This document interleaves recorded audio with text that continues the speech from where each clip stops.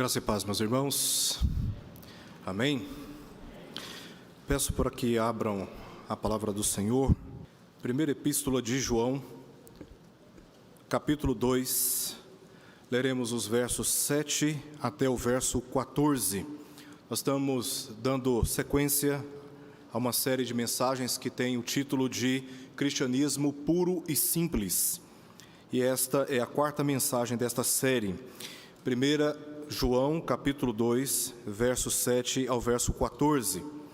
Nós lemos o seguinte: Amados, não vos escrevo mandamento novo, senão mandamento antigo, o qual desde o princípio tivestes. Esse mandamento antigo é a palavra que ouvistes.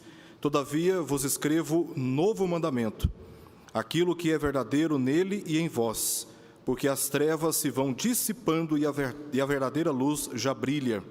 Aquele que diz estar na luz e odeia o seu irmão, até agora está nas trevas. Aquele que ama a seu irmão permanece na luz, e nele não há nenhum tropeço. Aquele, porém, que odeia a seu irmão está nas trevas, e anda nas trevas, e não sabe para onde vai, porque as trevas lhe cegaram os olhos. Filhinhos, eu vos escrevo porque os vossos pecados são perdoados por causa do seu nome. Pais, eu vos escrevo porque conheceis aquele que existe desde o princípio. Jovens, eu vos escrevo porque tendes vencido o maligno. Filhinhos, eu vos escrevi porque conheceis o Pai. Pais, eu vos escrevi porque conheceis aquele que existe desde o princípio. Jovens, eu vos escrevi porque sois fortes e a palavra de Deus permanece em vós e tendes vencido o maligno. Vamos orar mais uma vez? Senhor, agora que lemos a Tua palavra, te pedimos que pelo Teu Espírito fales aos nossos corações, nos edifiques na fé verdadeira e nos guie, ó Deus, de acordo com o mandamento que acabamos de ler, de amar uns aos outros, pois assim demonstramos o amor do Senhor em nós. Guarda, Senhor, as nossas vidas e nos abençoe, nós te rogamos por isso, em nome de Jesus. Amém. Meus irmãos, o conceito de amor, de acordo com o secularismo, ele tem muitos significados. O amor, para muitas pessoas, é uma afeição egoísta, um forte apego a alguém ou alguma coisa. Por causa desse conceito de amor, há uma justificativa na sociedade para a prática de todo modo de promiscuidade afetiva e também promiscuidade sexual. Quando vamos para as Escrituras, descobrimos que o conceito de amor é completamente diferente, porque o conceito de amor, segundo as Escrituras, ele parte do conceito da própria lei. A própria lei diz amar a Deus acima de todas as coisas e pessoas e amar o próximo como a si mesmo. É a partir desse entendimento da lei que nós compreendemos que o amor, ele envolve mais do que uma emoção passageira e inconstante. O amor, ele é consistentemente um compromisso permanente que é estabelecido diante de Deus e que muitas vezes exige de nós abnegação, assim como Deus abriu mão do seu Filho que veio ao mundo para nos salvar. É exatamente esse conceito pactual que Deus se serviu para demonstrar, para oferecer ao mundo a maior prova do seu amor por nós, conforme lemos em Romanos capítulo 5, verso 8 a 9. Mas Deus prova o seu próprio amor para conosco, pelo fato de ter Cristo morrido por nós, sendo nós ainda pecadores. Logo, muito mais agora, sendo justificados pelo seu sangue, seremos por ele salvos da ira. E a partir desse conceito bíblico do amor, nós também aprendemos que não é possível separar um preceito do outro. O primeiro preceito de amar a Deus acima de todas as coisas e pessoas, e o segundo preceito de amar o nosso próximo como a nós mesmos. Não é possível separar esses preceitos, e a tentativa de separá-los viola um ou outro. Por exemplo, se eu violo o segundo preceito da lei, que envolve a minha responsabilidade de amar o meu próximo, invariavelmente eu violo o primeiro preceito da lei que diz que eu devo amar a Deus acima de todas as coisas. Certamente por isso Jesus diz em Mateus capítulo 5, que quando você chega diante do altar com a sua oferta, e ali você se lembra que o seu irmão tem algo contra você, você deve deixar ali a sua oferta e até ele para se reconciliar, e só depois você vem e deve trazer a sua oferta. Certamente pelo mesmo motivo o apóstolo Pedro, na sua primeira epístola, capítulo 3, verso 7, diz que o marido que trata mal a sua esposa, não a trata com dignidade. Quando ele ora, a sua oração não é ouvida, porque a comunhão com Deus é profundamente afetada e comprometida quando nós violamos o preceito da lei, que diz que devemos amar o nosso próximo como a nós mesmos.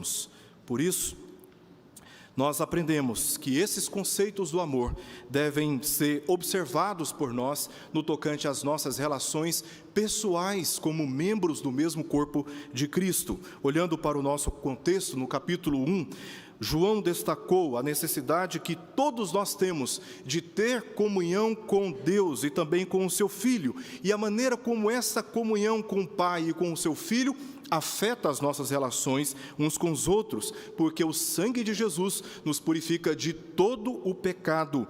E assim, então, nós vivemos uma vida de comunhão com o Pai refletida nas nossas relações interpessoais. Entre os capítulos 2 até 5, o último capítulo da primeira epístola, João vai mostrar para nós como essa comunhão afeta profundamente as nossas relações de modo prático. Primeiramente, observando e obedecendo o ensino da palavra de Deus, conforme lemos e expusemos aqui na última oportunidade, nos versos 3 até o verso 6. Este amor de Deus que é demonstrado através da nossa observância e obediência irrestrita à palavra de Deus. Em segundo lugar, na passagem que nós lemos, especialmente os versos 7 e também até o verso 11, somos orientados que a obediência ao mandamento do amor deve comprometer permanentemente as nossas relações. Esse mandamento resume a vida de Jesus e exige de todos nós, conforme lemos no verso 6, que andemos exatamente como Ele andou, porque Jesus é o parâmetro que nós temos de vida prática no tocante à prática do amor. Ele é a referência que todos nós temos. Tal mandamento é apresentado aqui nos versos 7 e no verso 8, em seu caráter duplo. Primeiramente, João vai expor esse conceito como sendo um conceito antigo, e depois, no verso 8, como sendo um mandamento novo. Entre os versos 9 até o verso 11, João corrige qualquer entendimento equivocado sobre a prática deste mandamento, apresentando 3 hipóteses, e termina aqui do verso 12 até o verso 14, concluindo para nós com algumas afirmações de encorajamento à igreja, porque ao expor esses assuntos, alguns irmãos da igreja poderiam ficar na dúvida sobre a sua salvação ou sobre a sua comunhão com Deus. Então, João teve o cuidado, a cautela de fazer algumas afirmações, demonstrando a sua confiança à igreja, de que a igreja verdadeira, os crentes verdadeiros, estavam já comprometidos com aquilo que ele estava ensinando. Vamos observar agora o que diz o verso 7 do nosso texto. Diz assim: amados, não vos escrevo mandamento novo, senão mandamento antigo, o qual desde o princípio tiveste. Esse mandamento antigo é a palavra que ouvistes. João inicia chamando os membros daquela igreja de amados, assim como ele se referiu à igreja em outras passagens. Capítulo 3, verso 2 e verso 21, capítulo 4, verso 1 e também o verso 7, e também no verso 11 do capítulo 4, João se dirige àqueles irmãos os chamando de amados, porque considerava aqueles irmãos a partir do amor que Deus lhes ofereceu, conforme nós lemos no capítulo 4, verso 10. Nisso consiste o amor, não em que nós tenhamos amado a Deus, mas em que Ele nos amou e enviou o seu Filho como propiciação pelos nossos pecados. João já tinha dito isso no capítulo 2, no verso 2. Como Cristo veio como prova do amor de Deus, se sacrificando na cruz, derramando o seu sangue, para que nós tivéssemos os nossos pecados perdoados e a nossa comunhão com Deus restabelecida. Portanto, João, quando se dirige à igreja, se dirige considerando que aqueles irmãos foram amados por Deus, a ponto de Jesus derramar o seu precioso sangue para lhes purificar os pecados e lhes garantir a vida eterna. Esse é o testemunho mais sublime, é o testemunho mais elevado do quanto Deus ama o seu povo. E esse mandamento foi chamado aqui de antigo, porque tem a sua origem nos dias de Moisés, conforme nós lemos em Levítico, capítulo 19, verso 18, e em Deuteronômio, capítulo 6, verso 5 a verso 6, algo que eles já conheciam, assunto esse, conceito esse, que eles já tinham sido formados. Por isso João está dizendo, olha, o que eu estou dizendo a vocês não é nada novo, é algo que vocês já receberam. Veja, por exemplo, as referências de passado, de tempo passado que João faz aqui no verso 7. Desde o princípio, depois é a palavra que ouvistes, ou seja, não é nada novo. João está apenas reafirmando o testemunho da lei e a sua verdade como princípio de autoridade daquilo que ele está ensinando. É como se ele estivesse dizendo para a igreja, o que eu trago para vocês, o que eu tenho para ensinar a vocês, é aquilo que já foi dito, é aquilo que vocês já aprenderam, é aquilo que consta nos mandamentos, que consta na lei de Deus. E ele usa essa argumentação justamente para enfatizar a autoridade aqui do seu ensino. Ele não está inventando nada, ele está apenas reafirmando aquilo que já estava escrito. O verso 8 diz, todavia, uma conjunção adversativa, todavia vos escrevo novo mandamento. Parece que João está entrando em contradição agora, ou pelo menos trazendo algo novo que não consta na lei. Algo novo que ele está inventando e está trazendo para a igreja, como se fosse uma revelação à parte daquela que já tinha sido dada e ensinada para a igreja. Contudo, o que João está aqui se referindo é ao amplo entendimento que este mandamento tem e assumiu no testemunho do próprio Senhor Jesus. João diz o seguinte, aquilo que é verdadeiro nele, se referindo aqui a Jesus. E ele completa, e também em vós. Ele reconhece os verdadeiros crentes pela prática do mandamento, segundo o entendimento correto dele. Tal entendimento teve a intenção de fortalecer os crentes, algo que ele vai dizer mais adiante a partir do verso 12, e denunciar os falsos mestres. João está trazendo um novo mandamento, e ao mesmo tempo que ele está trazendo a amplitude desse mandamento, ele está afirmando que esse mandamento ele foi cumprido na pessoa de Jesus, e ele está em vocês. Como que dizendo, vocês, à luz desse mandamento, são completamente distintos dos falsos mestres, daqueles que andam segundo os seus próprios interesses carnais, porque eles não andam como Jesus andou. Também, certamente, João aqui está se referindo às palavras de Jesus que se encontram no seu Evangelho, no capítulo 13, versos 34 e 35. Nas palavras de Jesus, nós lemos o seguinte, novo mandamento vos dou. Jesus está fazendo uma crítica ao entendimento equivocado das autoridades daqueles dias com respeito aos mandamentos. Que vos ameis uns aos outros, assim como eu vos amei, que também vos ameis uns aos outros. Nisto conhecerão todos que sois meus discípulos, se tiverdes amor uns aos outros. E assim foi descrito como novo, por duas razões de acordo com as palavras do próprio Senhor Jesus. Em primeiro lugar, porque Jesus ampliou o mandamento de amar aqueles que estavam fora da comunidade judaica. Lá em Levítico, capítulo 19, verso 18, nós lemos, amarás o teu próximo. Os judeus entenderam que o próximo aqui nada mais é do que aqueles que pertenciam à comunidade de Israel. Então eles rejeitavam os outros povos, e ao rejeitar os outros povos, ao destinar esse sentimento de ódio, de rejeição aos outros povos, a missão de Israel, de ser luz entre as nações, conforme nós lemos em Isaías capítulo 61, estava sendo comprometida, porque eles não estavam obedecendo adequadamente o mandamento do Senhor. E o que Jesus diz aqui, no capítulo 13, versos 35 e 36 de João, que vos ameis uns aos outros. Jesus está alterando os termos deste mandamento, porque ele estava se referindo aqui ao amor que o povo judeu deveria ter também para com aqueles que andavam nas trevas e carecendo também da luz do Evangelho. Tanto é que lá em Mateus capítulo 5, verso 44, Jesus afirmou para eles, dizendo, eu porém vos digo, amai os vossos inimigos, e orai pelos que vos perseguem. Em segundo lugar, porque Jesus ensinou que o nosso amor um pelo outro deve ser baseado no amor de Deus por nós. Assim como é dito no verso 5 do capítulo 2, esse amor de Deus que é aperfeiçoado no nosso coração. Voltando para Levítico capítulo 19, verso 18, nós lemos: amarás o teu próximo como a ti mesmo. Veja qual é a referência.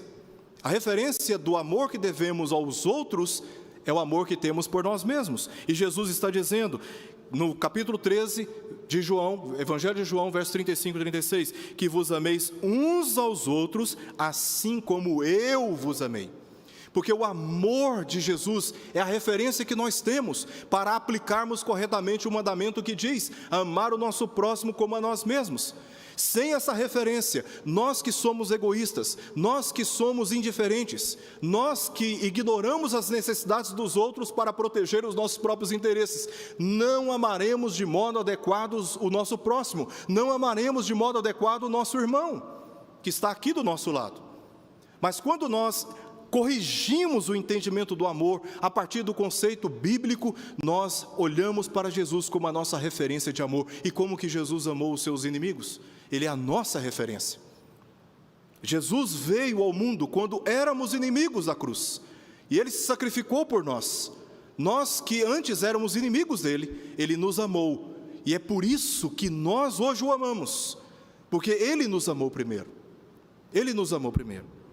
Estabelecidas essas bases, João passa a corrigir qualquer entendimento equivocado sobre a prática do mandamento de amar, aqui apresentando três hipóteses. A primeira hipótese está no verso 9.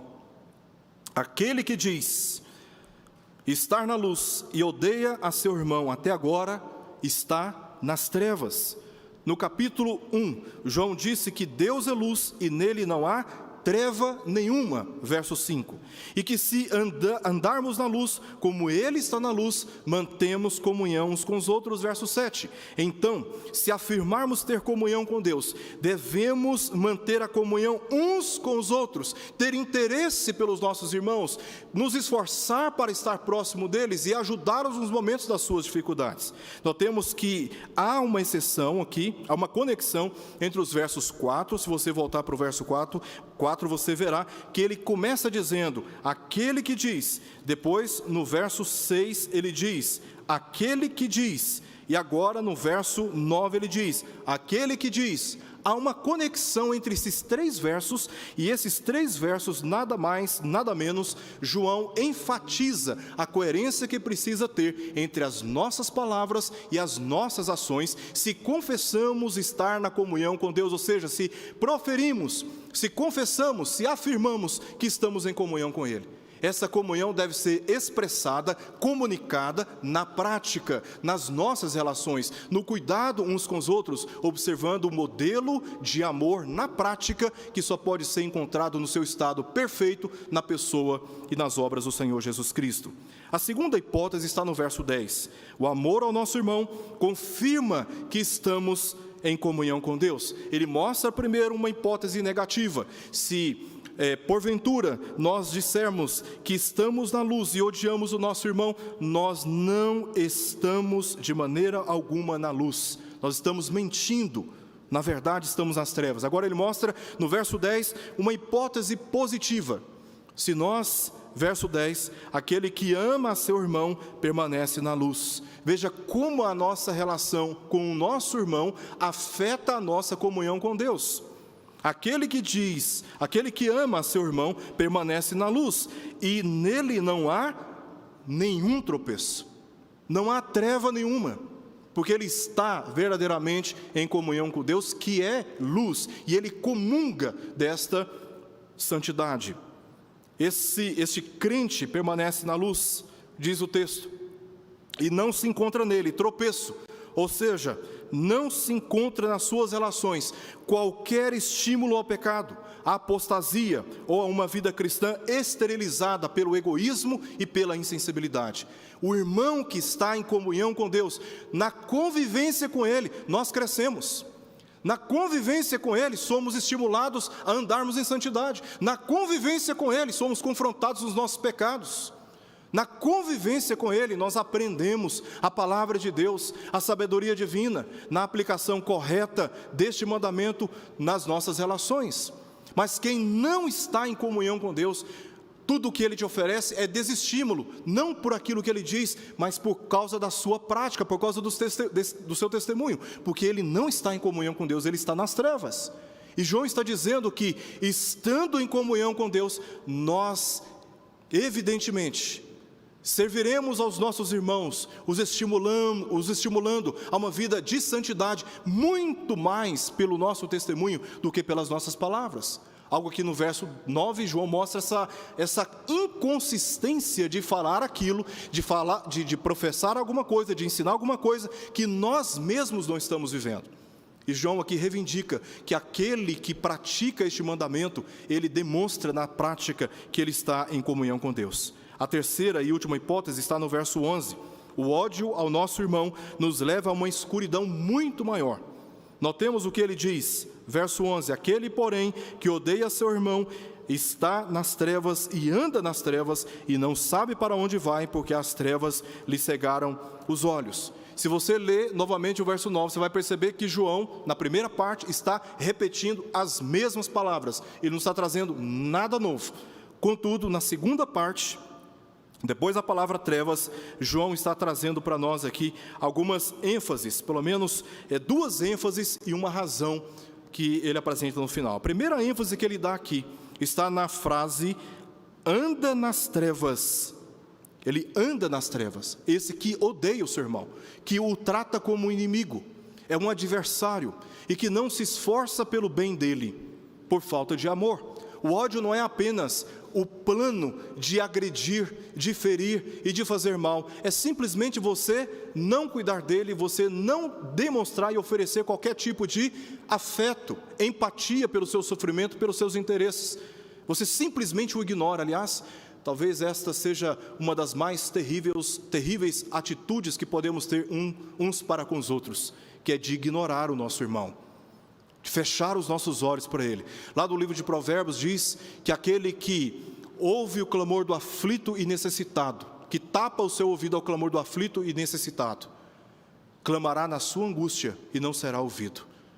Não tem atitude mais terrível nas relações cristãs quando nós ignoramos o nosso irmão e não oferecemos a ele a atenção e o cuidado que ele tanto carece e nós temos para oferecer. João está dizendo que esse que se comporta assim, odiando o seu irmão, se opondo a ele e o tratando como inimigo, não apenas está na luz, como ele diz no início do verso 11 e também no verso 9, ele anda nas trevas, ou seja, suas práticas provam um estado espiritual no qual ele não desfruta da comunhão com Deus. Ele não desfruta da comunhão com Deus, é apenas um religioso cheio de retórica e discursos vazios. O segundo motivo, ou a segunda ênfase que João dá aqui, está aí logo depois da segunda palavra trevas, e não sabe para onde vai. Ele não apenas anda nas trevas, como ele também não sabe para onde vai. A ilustração que João nos chama a refletir aqui é de uma pessoa ignorante, sem discernimento e também incapaz de prever resultados e de se preparar para o futuro. Ele está nas trevas e, andando nas trevas, ele não sabe absolutamente nada sobre a direção que os seus pés estão o conduzindo. Neste contexto de relacionamentos, ele desconsidera os prejuízos presentes e também futuros dos seus comportamentos, das suas palavras, dos seus sentimentos, como uma brasa fora do fogo. E não é possível pensarmos que fora da comunhão com a igreja nós seremos crentes vigorosos. Como eu acredito que todos vocês já foram testemunhas de pessoas que afirmaram a necessidade e o interesse de abandonarem a comunhão com a igreja, dizendo que lá fora vão evangelizar, que serão testemunhas, que não precisa de igreja. É impressionante como você percebe que o afastamento da comunhão com os santos faz com que essas pessoas enfrentem, quando são impotentes, um terrível esfriamento espiritual. e vão se secularizando, daqui a pouco estão vivendo como todos aqueles que não conhecem verdadeiramente o Evangelho do Senhor Jesus. Mas quando nós valorizamos a comunhão, estamos na igreja, estamos orando, estamos sendo alimentados pela palavra de Deus, estamos nesse relacionamento onde um fortalece o outro, um aconselha o outro, um exorta o outro, um perdoa o outro, como nós vamos sendo lapidados como ferro afiado com outro ferro. Como essas relações vão nos aperfeiçoando, vão nos fortalecendo, e quando nós abandonamos a igreja, quando nós deixamos a comunhão dos santos, vamos nos esfriando, daqui a pouco já não sabemos mais para onde que estamos indo. A brasa não pode se manter acesa fora do fogo, não pode.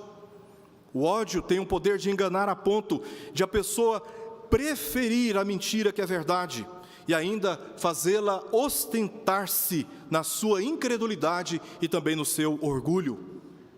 Nós vimos agora há pouco o testemunho de um irmão, presbítero nosso, emocionado, porque depois de tantos meses privado do culto público, tem a oportunidade de vir à frente e nos dirigir no culto ao Senhor, emocionado.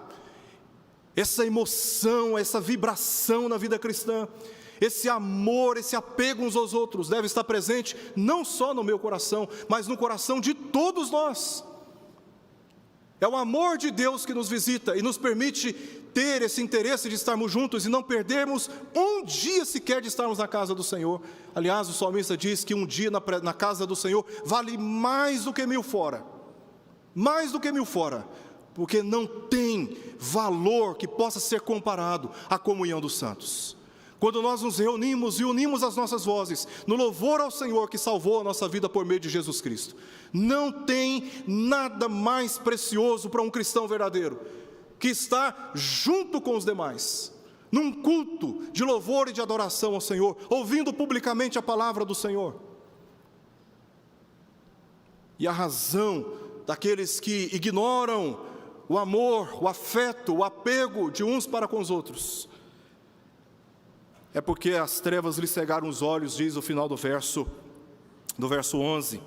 Por um instante, imagina uma pessoa em um local onde não há qualquer sinal de luz, mesmo tendo olhos e tendo visão, na escuridão total, tudo lhe parece igual, tudo. Por isso a pessoa pode andar com firmeza, sem saber para onde vai. Troca a verdade pela mentira e ainda ostenta-se, dizendo que está correto, enquanto está completamente enganado e se dirigindo para um grande abismo. Mesmo tendo olhos e mesmo tendo visão, as trevas cegam completamente a sua capacidade de discernimento. E o apóstolo Paulo compreendia que essa é a condição dos incrédulos, não dos crentes verdadeiros. Em 2 Coríntios capítulo 4, verso 3 a 4, o apóstolo Paulo disse: mas se o nosso evangelho está encoberto, é para os que se perdem que está encoberto, nos quais o Deus deste século cegou o entendimento dos incrédulos, para que lhes não resplandeça a luz do evangelho da glória de Cristo, o qual é a imagem de Deus. E nos versos 12 a 14, João agora faz questão de pastorear as emoções daquela igreja, fazendo afirmações encorajadoras, primeiramente, entre os versos 12 até o verso 14, nós encontramos aqui 6 afirmações de encorajamento, 2 de modo geral, aos chamados filhinhos, verso 12, e é o que nós vemos também no verso 14, encontramos essa referência no capítulo 2, verso 1, verso 28, capítulo 3, verso 7, verso 18, capítulo 4, verso 4 e também no capítulo 5, verso 21. João usa essa palavra para se referir à igreja como um todo, de forma geral. Aí ele dirige 2 palavras específicas aos pais, ou seja, aos cristãos mais velhos e maduros, e 2 palavras, 2 afirmações aos jovens, que se referindo aqui aos cristãos menos experientes, versos 13 e verso 14. Primeiramente aos filhinhos, ele diz a todos os crentes: seus pecados, filhinhos, estão perdoados. Depois, no verso 14, verso A, ele diz: vocês conhecem o Pai. Filhinhos, os seus pecados estão perdoados. Na Bíblia, filhos são caracterizados pela dependência e pelo privilégio. A parte da nossa dependência é a necessidade de sermos perdoados, porque somente Deus pode nos oferecer esse perdão, como nós vimos aqui no capítulo 2, no capítulo 1 e no início do capítulo 2. A parte do nosso privilégio é o conhecimento que, a partir do perdão recebido de Deus, temos ao conhecimento sobre quem Ele é.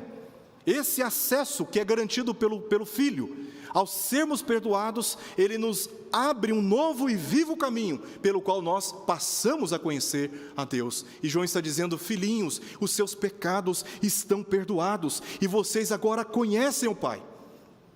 Conhecem o Pai, porque agora nós temos livre acesso à presença dEle, e podemos conhecê-lo de modo pessoal, de modo íntimo, e sermos por Ele abençoados de um modo muito especial. Depois ele se dirige aos pais, aos crentes mais velhos e também maduros, no verso 13, parte A, e também no verso 14, parte B. Nas duas ocasiões, João repete a mesma frase: vocês conhecem aquele que existe desde o princípio. Depois, no verso 14, parte B, novamente: vocês conhecem aquele que existe desde o princípio. Há uma progressão e amadurecimento que fazem parte do caminhar com o Senhor. A maturidade cristã inclui um amadurecimento da fé que nunca muda. Ela é firme e dispensa qualquer modismo ou tendência do momento. Eu já conheço aquele que existe desde o princípio. Quem é esse, senão o Pai, que ele cita no capítulo 1, verso 1? E aqueles que amadureceram, que já entenderam a consistência necessária de fé na caminhada com Cristo, não precisa mais de modismo, não precisa ficar se sentindo tentado por mais nada. Ele já conhece. E João aqui, curiosamente, faz menção da mesma palavra aos crentes mais maduros: ora, vocês conhecem aquele que existe desde o princípio. E esses que são maduros não precisam ouvir nada mais, nada menos daquilo que reflete o estado de maturidade deles. Eles continuam conhecendo aquele que existe desde o princípio. Por fim, ele se dirige aos jovens: vocês, verso 13, parte C, vocês têm vencido o maligno. Vocês têm vencido o maligno. Depois, na parte C do verso 14, ele diz: vocês são fortes, a palavra de Deus permanece em vós. Com certeza, uma das fases mais tensas da vida é a fase da juventude. Ela está cercada por tensões intensas sexuais, por tentações filosóficas que desestimulam a nossa confiança na palavra de Deus, e por crises existenciais profundas que dissipam certezas quanto ao futuro. Essa é uma das fases onde mais os jovens enfrentam crises depressivas. João considera que os jovens estão como no meio de uma batalha, de uma guerra, onde os inimigos não são humanos, não são carnais, são inimigos espirituais, que tentam afastá-los do caminho do Senhor. Mas ao mesmo tempo ele reconhece que aqueles jovens, fortalecidos pela comunhão com Deus e com os irmãos, estavam numa batalha cujo inimigo, chamado aqui de maligno, já estava vencido. E a razão é porque a palavra de Deus estava presente nos corações deles. É com a palavra de Deus presente nos nossos corações é que nós vencemos esta grande batalha que nos cerca. Não apenas os jovens, mas a todos nós. Porque ela é a espada do Espírito, e é com ela que nós vencemos o maligno. Eu quero concluir trazendo agora algumas aplicações importantes para todos nós. Primeiro, meus amados irmãos, o amor de Deus foi e é revelado através de Jesus no seu sacrifício. Como disse no verso 2, Ele é a propiciação pelos nossos pecados. Em João capítulo 3, verso 16, o próprio autor disse no Evangelho: porque Deus amou o mundo de tal maneira que deu o seu Filho unigênito para que todo aquele que nele crê não pereça, não morra eternamente, mas tenha a vida eterna. É na obra do Senhor Jesus Cristo que nós entendemos que nós somos alcançados pela maior prova de amor que eu e você poderíamos receber. E a capacidade de amar como Jesus amou não vem de nós, mas do poder da palavra de Deus. João diz no verso 5 do capítulo 2, aquele, entretanto, que guarda a sua palavra, nele verdadeiramente é aperfeiçoado o amor de Deus. Só somos capazes de amar, especialmente aqueles que nos ofendem, especialmente aqueles que nos fazem mal, especialmente aqueles que nos traem, se em nós o amor de Deus for aperfeiçoado nos nossos corações. E isso se dá guardando a palavra dele, obedecendo a palavra dele, porque a palavra de Deus, ela é santificadora. Não há possibilidade de praticarmos este amor, a menos que confiemos na palavra e sejamos obedientes aos seus ensinos. Diz no capítulo 14 do Evangelho de João, verso 21, aquele que tem os meus mandamentos e os guarda, esse é o que me ama. Aquele que tem os meus mandamentos, aquele que conhece os meus mandamentos, aqueles que já ouviram a respeito dos meus mandamentos, e os guarda, os vigia, os pratica, os obedece, é na obediência que eles demonstram o seu amor por mim. Então, com base em tudo isso, meus queridos irmãos, devemos aprender a empreender esforços genuínos que promovam a comunhão com a igreja, não apenas de fé, mas também de relacionamentos uns com os outros. Não perder a oportunidade de termos comunhão uns com os outros. E não perdermos a oportunidade de corrigirmos qualquer tentativa nas nossas relações capazes de enfraquecerem a nossa comunhão, a nossa intimidade como membros do mesmo corpo. O que nós estamos vivendo aqui hoje é apenas um prelúdio, um ensaio daquilo que haveremos de viver na presença de Deus por toda a eternidade, pela garantia que o Senhor Jesus nos deu pelo seu sacrifício na cruz. Nós somos membros do mesmo corpo de Cristo. Você, meu irmão, você, minha irmã, fazem parte da minha vida, fazem parte da minha história. E o que se espera é que eu me importe contigo, que eu me esforce a favor da comunhão que precisamos ter uns com os outros. E quando eu ajo assim, quando eu assumo esta direção, eu estou demonstrando que de fato estou na comunhão com o Senhor. Mas quando eu ignoro a comunhão com a igreja, de maneira alguma, de maneira verdadeira, não podemos afirmar que estamos na comunhão com o Senhor. Porque quando estamos na comunhão com o Senhor, uma força incontrolável no nosso coração nos domina, e nós não conseguimos nos conter a ansiedade de nos encontrarmos, de estarmos juntos, de andarmos juntos, de contarmos com amparo, com socorro, com ajuda uns dos outros. Também de perdoar uns aos outros. Nessa caminhada nós nos estranhamos muitas vezes, não compreendemos bem e muitas vezes não nos fazemos compreender bem. Usamos mal as nossas palavras ao nos referir a respeito do nosso irmão. Revelamos segredos que não deveríamos revelar. Isso causa frustrações, ofensas, isso nos machuca. Quantos de nós não estamos sofrendo por falta de perdão? E somos estimulados pelo testemunho do Evangelho a perdoar aqueles que nos ofendem, porque Deus em Cristo Jesus nos perdoou de uma dívida que nós não poderíamos pagar jamais. E quando nós perdoamos, nós estamos reatando relacionamentos, reconciliando relacionamentos quebrados, fortalecendo a comunhão, e temos que aprender a perdoar.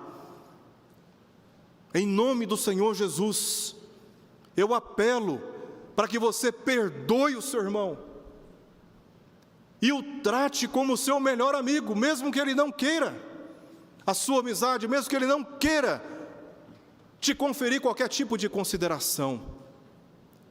Haja como o Senhor Jesus e ofereça uma resposta a tratamentos ofensivos, a palavras mal dirigidas. Ofereça a esse que te ofende ações que os envergonhem na sua condição, ações de amor, de perdão, de paz e de bem, pois agindo assim, demonstramos que de fato estamos na luz, estamos na comunhão com o Senhor. Também, no nosso testemunho, diante deste mundo que está aí fora, o mundo conceitua o amor, não a partir da lei de Deus, mas a partir da sua natureza pecaminosa, e é por isso que nós vemos, cada dia mais na sociedade, comportamentos degradantes, desestimuladores, cada vez mais promiscuidade, cada vez mais desobediência aos pais, cada vez mais difamação contra o nome do Senhor. Mas na palavra de Deus, nós aprendemos a demonstrar para este mundo que se encontra nas trevas a luz do amor revelado na pessoa de Jesus, através dos nossos atos, através do nosso testemunho. Que Deus tenha misericórdia de nós e nos abençoe em conformidade com a sua graça. Nós vamos